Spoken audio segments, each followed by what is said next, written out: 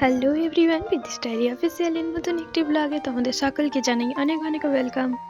আগের ব্লগে তোমাদেরকে তো বলেইছিলাম আমাদের ঘুরতে যাওয়ার আছে। তো আজকে সেদিন যেদিন হচ্ছে আমরা ঘুরতে যাব। ওই বিকেল 4টা 4:30টার মতো বাজে আমরা রেডি হয়ে নিয়েছি। এখানে আমার ভাইও রেডি আছে, আমরা যাব আমি, ভাই আর মা মিলে।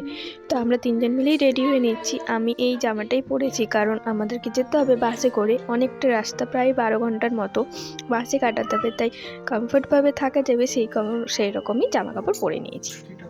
তারপর দেখো এখানে আমরা সবাই রেডি হয়ে গেছি আর আমাদেরকে ছাড়তে যাবে জানো তো বাসের কাছে অবধি আমার বাবা আর ওই যে ছোট্ট বাচ্চাটি।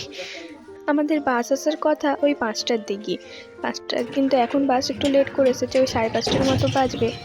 তো বাস ঢুকতে তো এই জন্য আমরা বেরিয়ে পড়েছি, সব কিছু জামা কাপড়ের ব্যাগ ট্যাগ সব কিছু নিয়ে এবারে আমরা দুজন মিলে রেডি গেছি। আমার ভাই আগেই চলে গেছে, আমি আর মা শেষে যাচ্ছি। আমরা অনেক তাড়াতাড়ি বেরিয়ে পড়েছিলাম কারণ আমাদেরকে বলা হয়েছিল 4:30টার দিকে যেতে, কিন্তু তবুও বাস লেট করে আসে তাই আমরা লেট করেই বেরিয়েছি। তারপরও বাড়ির সামনে বাসের কাছে গিয়ে দেখি যে বাস এখনও আসেনি। বাসের কাছে প্রায় 1 ঘন্টার মতো ওয়েট করতে হয়েছিল। তারপর দেখো বাস চলে এসেছে, সমস্ত লোকজনও চলে এসেছে। তো আমরা উঠে পড়লাম বাসে, যে যার সিটে সেতে বসে পড়লাম। তারপর দেখো বাস ওই 6:30 6:30টার মতো বাজবে, বাস ছেড়েছে। তো আমরা সবাই মিলে বেরিয়ে পড়লাম। এইসবের মধ্যে তোমাদেরকে তো বলাই হয়নি আমরা কোথায় যাচ্ছি। আমরা যাচ্ছিলাম বিহারের রাজগিরি আর নালন্দা বিশ্ববিদ্যালয়ের ট্যুরিস্ট। পরে আরও একটা জায়গা অবশ্য যুক্ত হয়েছিল, সেটা পরে জানাবো। এখন এই দুটোই আমরাও জানতাম, এই দুটোতেই যাচ্ছি। তো বাস থেকে দেখো সমস্ত ব্যবস্থা ছিল, যেহেতু ট্যুরিস্ট তো সেরকমভাবে এখানে বাসে ওঠার পরে দিয়ে দিয়েছিল টিফিনের জন্য, কিছু খাওয়া দাওয়ার জন্য দিয়েছিল।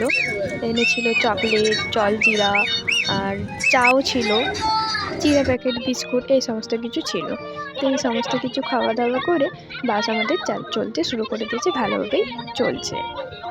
বছরের আমাদের প্রথমেই ঘুরতে যাওয়া, বেশ ভালোই লাগছে। তারপর দেখো রাস্তা অনেকটা দূর এসে একটা জায়গায় দাঁড়িয়েছিল, তখন রাত ওই 9টা 9:30টার মতো বাজবে।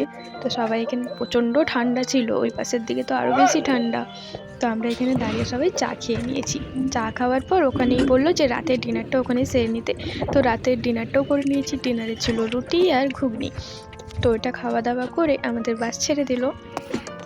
তারপর ওই 4টে 4:30টার মতো বাজবে, আমরা আমাদের বর্ডার ক্রস করে যাই, আমরা বিহারে ঢুকে পড়ি। আর ওখানে দেখছো তো কুয়াশা, এখন বাজে ওই 5টার মতো, কুয়াশা দেখছো, কিছু দেখাই যাচ্ছে না। তারপর দেখো এই ভিডিওটার ওই 6টা 6:30টার মতো বাজে, তখন একটু ফাঁকা হয়েছে, রাস্তাঘাট দেখা যাচ্ছে। আমরা এই 7টার মতো আমাদের হচ্ছে যে হোটেলটা আমাদের বুক ছিল সেখানটায় আমরা পৌঁছে গেছিলাম। তারপর ওখানে ফ্রেশ হয়ে আবার সকাল সকালই বেরিয়ে পড়েছিলাম পাশের জায়গাগুলো দেখতে। এরপরে আমরা কি করলাম, কোথায় গেলাম, সবটাই তোমাদের সাথে শেয়ার করব নেক্সট ব্লগে। আজকের মতো এখানেই টাটা, সবাই ভালো থেকো, সুস্থ থাকো, বাই।